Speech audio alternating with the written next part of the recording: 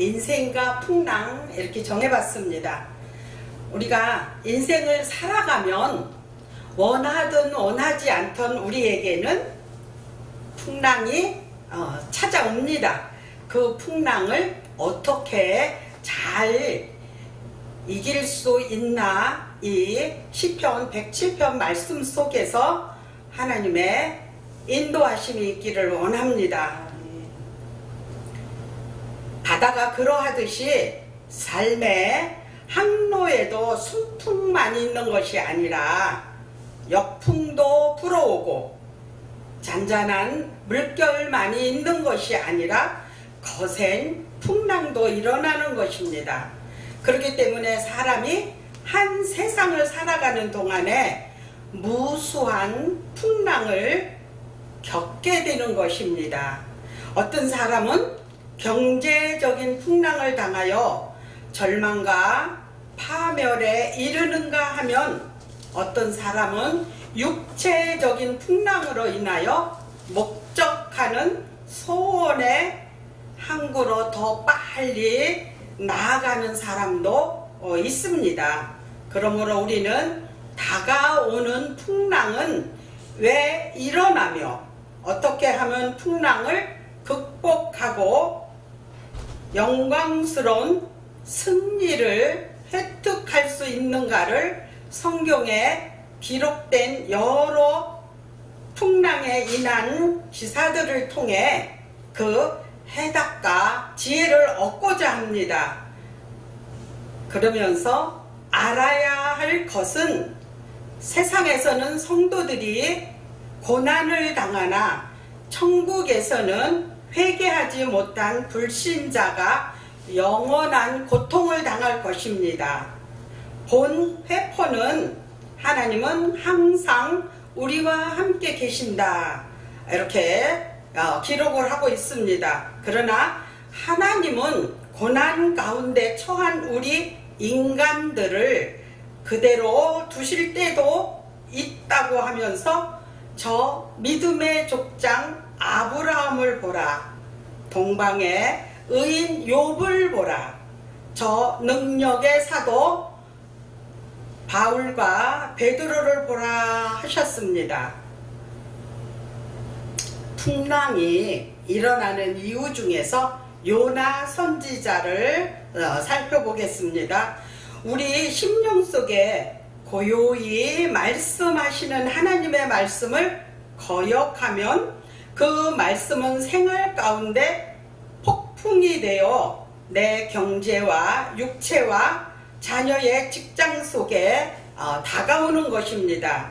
하나님께서 요나에게 니누에로 가서 하나님의 심판을 경고하라고 했지만 불순종하여 다시스로 향하다가 마침내 풍랑을 만나게 됐습니다. 현재도 우리가 기도할 때나 성경을 읽을 때나 혹은 찬송을 들을 때나 교회에서 주어지는 사명을 거절할 때, 즉 인간의 고집과 탐욕에 이끌려 불순종할 때 풍랑을 만나게 되는 이가 있습니다. 요나는 배 안에 있는 물건을 바다에 던지게 되고 결국 풍랑 중에 던지움을 받고 큰 물고기가 삼키게 되었습니다. 그러자 비로소 요나는 자기의 죄를 깨닫고 물고기 뱃속에서 진심으로 회개 기도를 드렸습니다. 요나서 2장 1절로 9절에 기록된 말씀입니다. 조금 길지만 제가 읽겠습니다. 요나가 물고기 뱃속에서 그 여호와께 기도하여 가로되, 내가 받는 고난을 인하여 여호와께 불러 아뢰쌌더니 주께서 내게 대답하셨고, 내가 수올의 뱃속에서 부르짖었었더니 주께서 나의 음성을 들으셨나이다. 주께서 나를 깊은 속 바다 가운데 던지셨으므로 큰 물이 나를 둘렀고 주의 파도와 큰 물결이 내 위에 넘쳤나이다. 내가 말하기를 내가 주의 목전에서 쫓겨났을지라도 다시 주의 상전을 바라보겠다 하였나이다. 물이 나를 둘렀으되 영혼까지 하였사오며 기품이 나를 애웠고 바다 풀이 내 머리를 쌌나이다. 내가 산의 뿌리까지 내려갔사오며 땅이 그 빗장으로 나를 오래도록 막았사오나 나의 하나님 여호와여, 주께서 내 생명을 구덩이에서 건지셨나이다. 내 영혼이 내 속에서 피곤할 때에 내가 여호와를 생각하였사더니 내 기도가 주께 이르렀사오며 주의 성전에 미쳤나이다. 무릇 거짓되고 헛된 것을 숭상하는 자는 자기에게 베푸신 은혜를 버렸사오나 나를 감사하는 목소리로 주께 제사를 드리며 나의 소원을 주께 갚겠나이다. 구원은 여호와께서 말미암나이다. 아멘. 이렇게 기록을 하고 있습니다. 하나님은 요나의 회개 기도를 들으시고 물고기에게 명하여 요나를 육지에 토해내게 하셨습니다. 하나님은 지금도 사명에 불순종하는 자를 위하여 풍랑과 물고기를 이용하십니다. 우리 인간에게는 세 가지의 싸움이 있다고 합니다. 자연과의 싸움인데 자연과 싸워서 이겨야만 과학이 발전할 수 있기 때문입니다. 인간과의 싸움인데요. 사회적 동물인 인간은 항상 경제의식 속에서 살아가야 하기 때문이라고 합니다. 그리고 자아와의 싸움입니다. 우리 속에는 늘 두 마음이 싸우고 있습니다. 로마서 말씀에 보면 선한 마음과 악한 마음의 두 마음이 늘 우리 속에 싸우고 있습니다. 누구든지 마음 속에는 자아가 있습니다.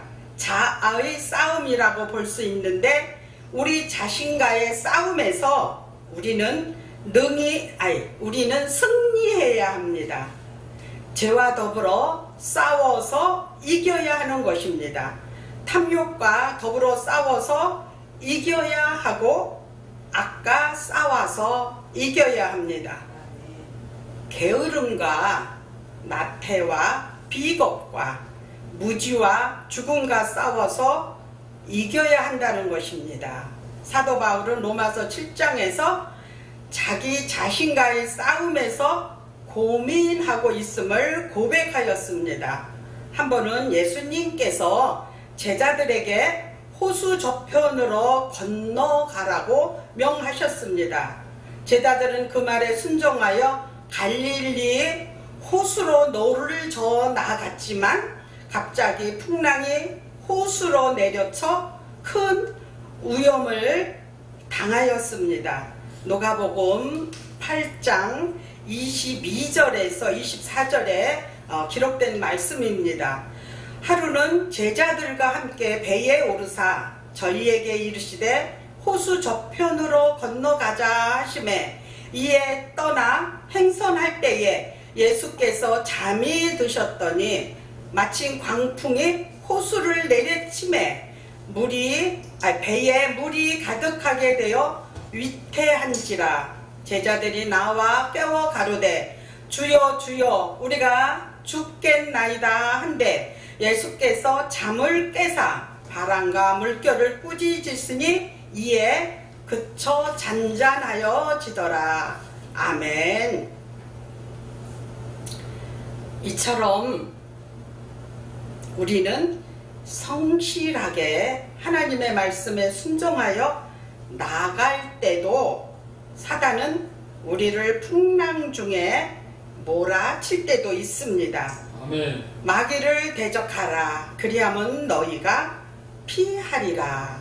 야고보서 4장 7절에 기록된 말씀입니다. 불안을 평화로 바꾸는 힘이 무엇입니까? 실망하지 않는 기도 생활입니다. 카네기는 당신은 어떻게 평화를 찾고 있느냐라는 질문에 이렇게 대답하였습니다. 나는 매일 기도합니다. 그리고 내 자신의 삶을 온전히 하나님께 맡깁니다. 이로 인하여 정신적 갈등이나 번민은 내게서 사라지고 평안과 능력이 나를 사로잡습니다. 아멘. 우리의 기업을 하나님께 맡길 때에 하나님은 책임져 주십니다. 이렇게 카네기는 고백을 했습니다. 우리의 건강도, 재산도, 사업도 모두 하나님의 계획 속에서 인도되는 것입니다. 아멘. 그러므로 모든 일을 성취하시는 하나님의 계획에 나의 생활을 일치시키는 절대 위임의 신앙이 있어야 합니다. 아멘. 그리고 성경을 읽어야 합니다. 하나님의 말씀 속에 평화의 능력이 있습니다. 불안할 때마다 성경의 말씀을 읽고 평화의 위로의 메시지를 듣기를 바랍니다. 어떤 사업가가 자신의 사업이 실패할 수밖에 없을 위기 속에서 심각한 불안을 안고 어느 호텔에 머물게 되었습니다. 그러나 사업에 대한 근심 때문에 잠은 이루지 못하고 고민하던 중 그 방의 한 구석에 놓여 있는 성경을 읽던 그는 너는 마음에 근심하지 말라. 하나님을 믿으니 또 나를 믿으라. 요한복음 14장 1절 말씀을 읽고 마음에 기쁨이 충만하게 되었습니다. 그래서 그는 이튿날 아침에 새로운 용기를 얻어서 자신의 사업을 성공적으로 경영하게 되었습니다. 하나님을 위해서 봉사를 해야 합니다. 하나님의 뜻을 이루기 위해서 봉사하게 될 때에 우리는 마음에 기쁨을 얻게 됩니다. 아멘. 제임스 파크는 현대 그리스도인들에게 불안이 찾아오는 까닭은 그들이 하나님의 요구에 응답하는 봉사생활에 충실하지 못하기 때문이라고 말했습니다. 아멘. 예수님의 광야에서 오병이어의 기적을 행하신 후 제자들을 재촉하여 배를 타고 앞서 건너편으로 가라고 명하셨습니다. 제자들은 순종하여 배를 타고 갈릴리 바다를 건너기 시작하자 풍랑이 몹시 일어 제자들은 큰 고난을 겪게 되었습니다. 그때 주님께서 풍랑 만난 그들을 버려두지 않으시고 풍랑 위로 걸어오시자 이를 본 베드로가 주여 만일 주시어든 나를 명하사 물 위로 오라 하소서. 이렇게 베드로가 예수님께 부탁을 했습니다. 그때 주님은 베드로에게 오라고 명하셨습니다.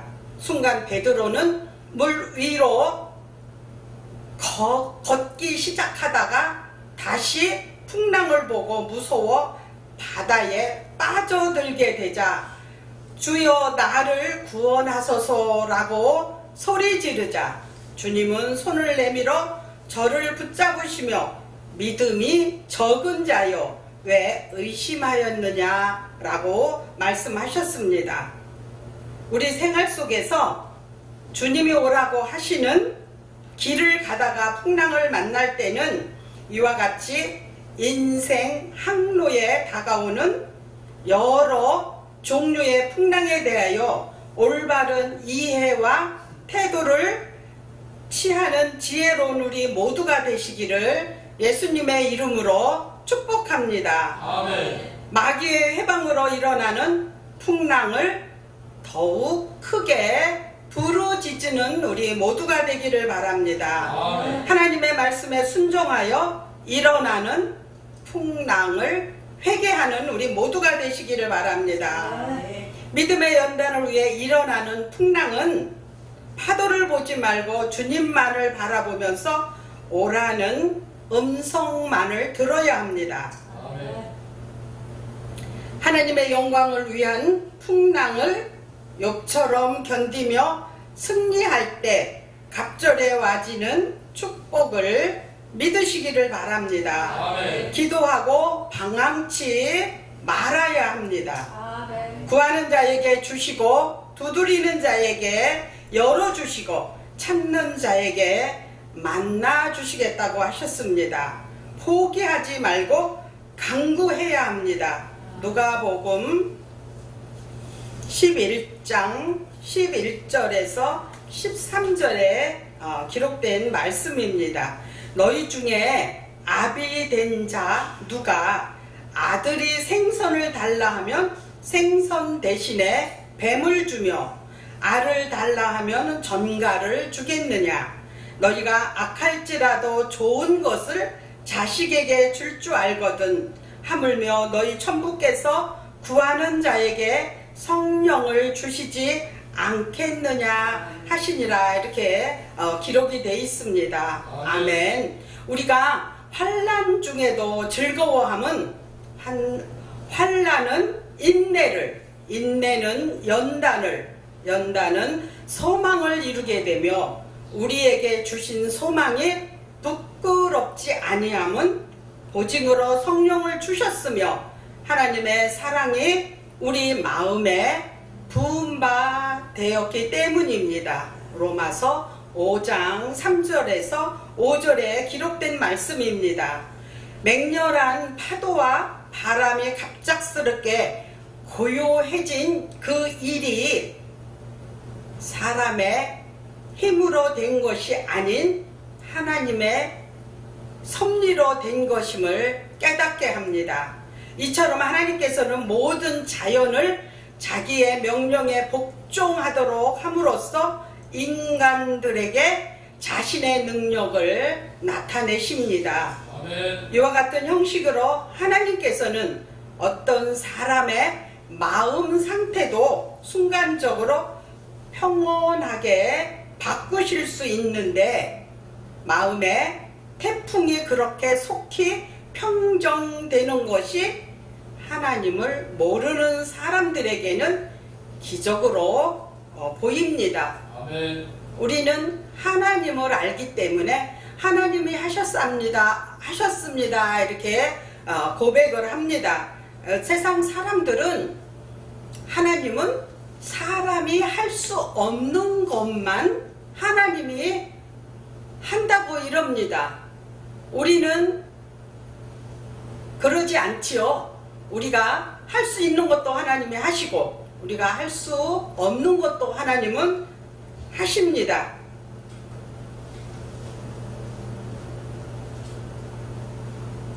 진정 이런 평정은 인간의 이해를 초월하는 평안입니다. 이러한 평안을 경험하지 않는 자는 그 참된 기쁨을 느끼지 못할 것입니다. 지금 이 시간에도 하나님께서는 우리를 참된 기쁨을 누릴 수 있는 평안의 항구이자 소원의 항구인 천국으로 인도하십니다. 아멘. 사실 하나님의 섭리하심이 없었다면 우리는 인생의 항해에서 벌써 난파당했을 것입니다. 그러므로 앞으로도 우리가 폭풍우를 이기고 살아남을 수 있는 유일한 희망은 하나님의 뜻과 그 뜻에 부응하는 데 달려 있습니다. 고린도후서 4장 17절에서 18절 말씀에 우리의 잠시 받는 환난에 경한 것이 지극히 크고 영원한 영광에 중한 것을 우리에게 이루게 함이니 우리의 돌아보는 것을 돌아보는 것은 보이는 것이 아니요 보이지 않는 것이니 보이는 것은 잠깐이요 보이지 않는 것은 영원함이니라. 아멘. 이렇게 기록을 하고 있습니다. 바다에서 일어나는 거대한 자연현상을 통해 하나님의 크신 능력과 권위를 느끼게 하고 인간의 나약하다는 사실을 실감나게 하기 위해서였습니다. 시인은 폭풍우 속에서 역사하시는 하나님의 권능을 언급함으로 모든 사람들에게 하나님에 대한 경외심을 갖도록 만들었습니다. 아멘. 권능의 하나님께서는 아직 깊은 영적 체험을 하지 못한 사람들로 하여금 주를 위하여 일하는 자가 되도록 세상의 바다, 자연의 바다로 보내시기도 합니다. 그들은 다른 자들이 보지 못하는 하나님의 은혜를 만나게 되고 그곳에서 영적 고갈과 궁핍과 폭풍우와 핍박, 태풍과 파도를 넘으며 하나님의 뜻을 바라보게 되고 하나님을 경외하게 되며 하나님을 찾게 된다고 성경에는 기록을 하고 있습니다. 아멘. 호세아서 5장 15절 말씀에 내가 내 곳으로 돌아가서 저희가 그 죄를 뉘우치고 내 얼굴을 구하기까지 기다리라. 저희가 고난을 받을 때에 나를 간절히 구하여 이르기를. 아멘. 이렇게 기록을 하고 있습니다.